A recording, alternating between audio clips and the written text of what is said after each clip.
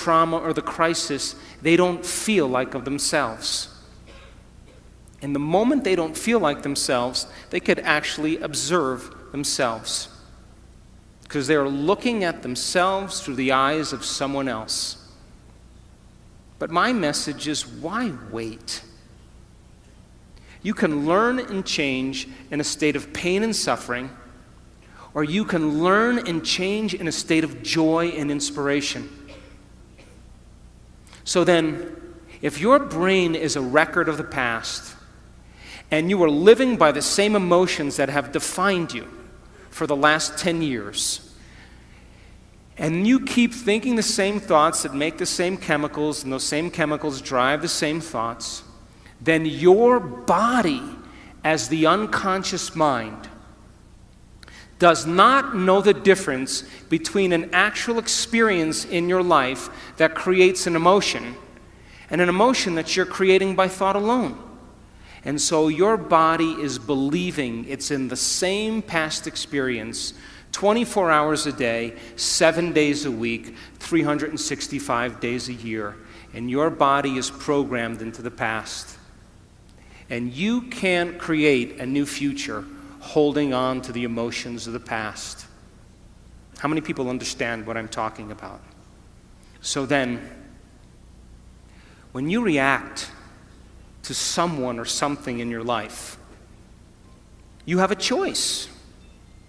That when an event changes how you feel, there's a chemical change that's taking place in your body. And most people don't think they can control their emotional reactions. And so then when you react to some coworker or some relative or somebody in traffic, the moment you react emotionally, you are altered chemically. And if you don't know how to control your emotional reaction after that event, and you allow those emotions to linger for hours or days, you know what that's called? That's called a mood. Hey, Juanito, what's wrong with you? Oh, I'm in a mood. Really? Why are you in a mood? Well, this thing happened to me 4 days ago, and I'm having one long emotional reaction. And if you keep that same refractory period going on for weeks or months, that's called a temperament. Hey, why is she so angry? I don't know. Why are you so angry? Why are you so bitter? Why are you so enchilada?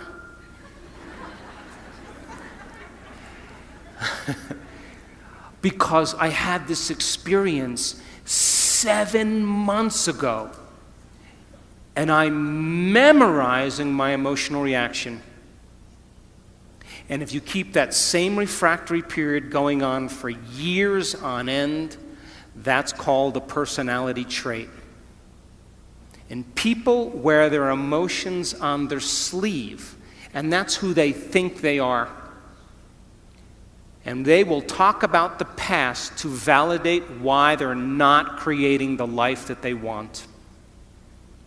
So then if you wake up in the morning, Mexico City, and you are not being defined by a vision that's bigger than you, and it doesn't get you out of bed and inspire you into possibility, and you get up living from the old hardware of the past and the old emotions stored in your body, do you know what's going to happen to you? You're going to wake up and you're going to open your eyes and you're going to see the same people and go to the same places and do the exact same thing at the exact same time. And the moment you open your eyes, all of a sudden now, it's your external environment that's controlling how you think and feel.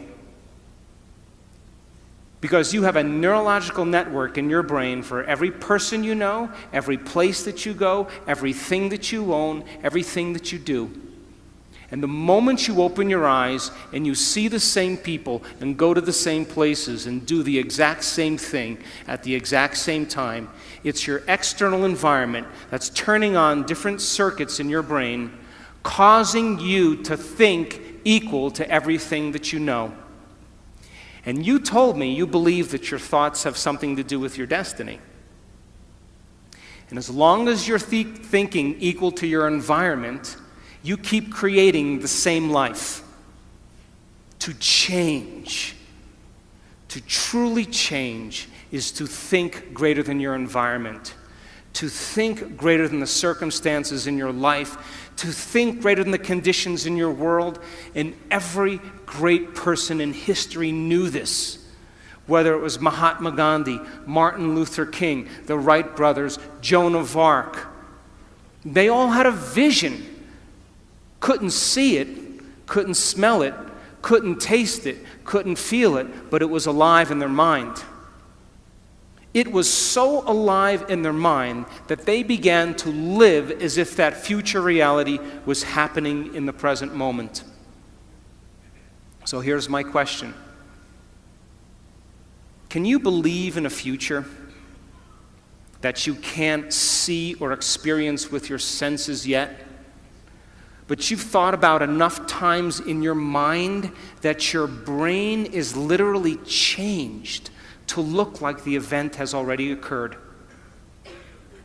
The latest research in neuroscience says you can change your brain from living in the past to living in the future. And can you fall in love with that vision to such a degree that you come out of your resting state and change guilt or suffering into inspiration and joy and gratitude? To such a degree that your body, as the unconscious mind, does not know the difference between that external event and what you're creating internally, so that your body believes it's living in that future in the present moment, and you begin to signal new genes in new ways to change your body to look like the event has already occurred.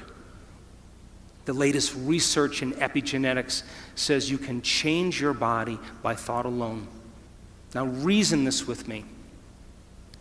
If there's physical evidence in your brain and body to look like the event has already occurred, your brain and body are no longer living in the past, they're living in the future. And you will walk right into your vision. Now, most people in this audience, all of you, have done something great in your life. You all have. Now reason this. You woke up one day, or you had a wild thought out of nowhere. And that thought was a possibility in the future. Something new you wanted to experience. And the moment you started thinking about this experience, the moment you started contemplating this potential reality, you turned on a part of your brain called the frontal lobe, the crowning achievement of the human being. It's 40% of your entire brain. It is the creative center. And it has connections to all other parts of the brain. And the moment you said, what would it be like to be a leader? What would it be like to be successful? What would it be like to have this vision come true? The moment you asked that open-ended question, you turned on this part of the brain. Because the rest of the brain is just a bunch of automatic programs. And now the frontal lobe, the creative center, wakes up. And it has connections to the entire brain. It's the CEO. It's the boss. It's the symphony leader of the brain. And the moment you get creative, the frontal lobe begins to select different networks of neurons that are stored in your brain from things you've learned or experienced. And as you begin to think a what-if question, it begins to select these different networks and begins to seamlessly piece them together, and making your brain fire in new sequences and in new patterns and new combinations. And whenever you make your brain work differently, you're changing your mind. Because mind is the brain in action. Mind is the brain at work.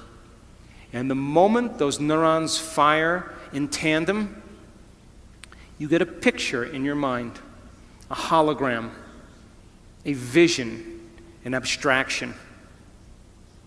And for those people who are passionate, that thought that they're thinking begins to create an elevated emotion. They become inspired. They feel enthusiastic, in theos, filled with God. They become passionate. They started to open their hearts. And all of a sudden, they're combining a clear intention with an elevated emotion. And it's the combination of a clear intention and an elevated emotion in our research over and over again that proves then the person now is changing fundamentally, changing biologically, changing internally. And their brain and body are moving from living in the past into living in the future. How many people are still with me? Yes? So then think about this.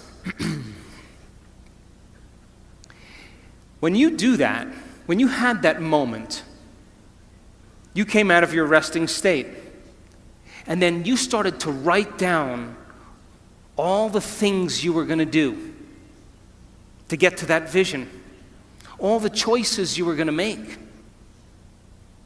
all of the experiences or goals you wanted to achieve, and all of the emotions and the joy you would feel. And when you were doing that, you were setting your sights towards that destiny. And then you did something really brilliant. You wrote down the choices you weren't going to make. You became aware of the behaviors you weren't going to demonstrate. You began to review certain experiences you wanted to stay away from. And then you looked at the emotions that would bring you to a lower level. And you began to separate the old self from the new self. And when you begin to do that, and you're observing the old self, it means you're no longer the program.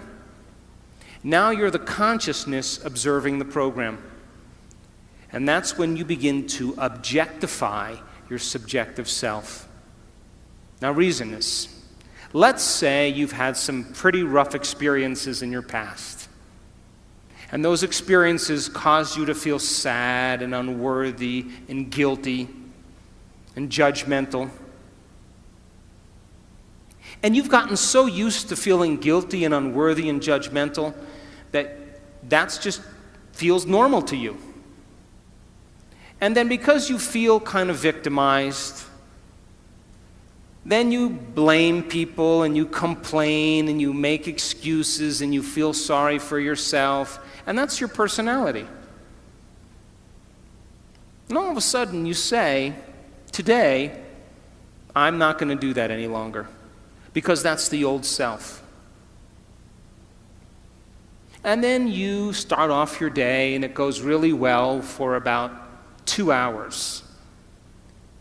And then all of a sudden, the moment you realize that you're no longer making the same choices as the day before, you are going to feel uncomfortable. It's going to feel unfamiliar. It's going to be uncertain. There's going to be some unpredictability. And we now know that people would rather hold on to their guilt and unworthiness than to step into the unknown, because at least they can feel something. And so the moment you stop making the same choices that you always make, get ready, because it's going to be uncomfortable. And that's the moment you are heading towards the new self. And we call it stepping into the river of change. But now, remember, 95% of who you are is your body as the mind. You know, you've done something enough times that your body does it better than your brain. So you may actually complain unconsciously because your body does it all the time. And all of a sudden you say, no complaining, no more blaming, no more feeling sorry for myself, no more talking about other people. I'm going to stop. You know what happens, don't you? The body